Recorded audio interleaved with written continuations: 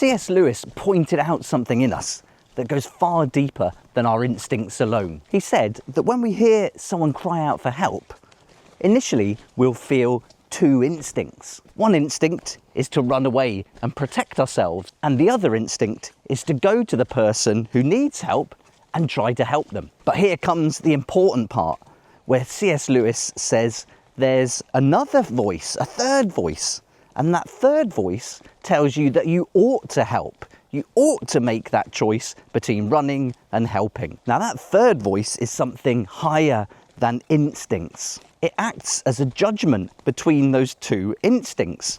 And if you choose not to help, but instead run away and protect yourself, then you feel guilty. This is so interesting because that feeling of guilt for self-preservation, if you like, well, that shouldn't be there if we're born to survive. And that conscience we have, well, that's hinting to a law. And if a law exists above our instincts, well, then there must be a lawgiver. And this is really interesting because it's saying that morality can't be merely instinctual or conditioned socially, because it's universal. We all feel this guilt. It's in all of us. Across every time and culture, there's been this tug of war between selfishness and sacrifice. And C.S. Lewis would say this is the moral law at work. It's pointing us towards God. And if we don't follow that and we ignore God, if he's not in the equation anymore, then that ought quickly becomes I want, or I don't want to do that. But deep down, that'll never be enough. We'll still feel that tug. We'll still feel that conscience and that guilt. We'll still know that we should help, even if we don't want to. And that should really tell us something. It's really interesting, isn't it? And I wonder if you've ever felt that tension between knowing you ought to help and not helping.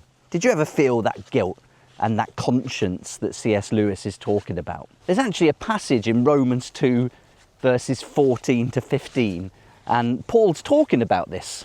Now, it's quite complicated the way it's written, so I've got it written down here to read out. For when the Gentiles, which have not the law, do by nature the things contained in the law, these, having not the law, are a law unto themselves, which shew the work of the law written in their hearts, their conscience also bearing witness, and their thoughts the meanwhile accusing or else excusing one another. That's so confusing, and you have to read it a few times, so definitely go there and read it yourself.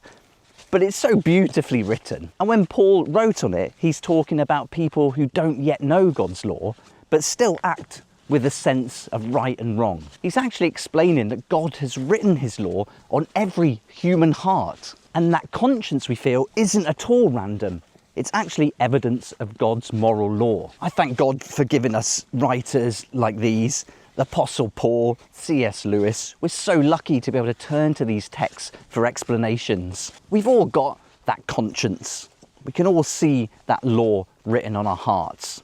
But what happens to that guilt once we break that law? We don't act on what we ought to do. Well, that's where we need to turn to Christ, because that moral law points us to what we need, and he points us to the answer.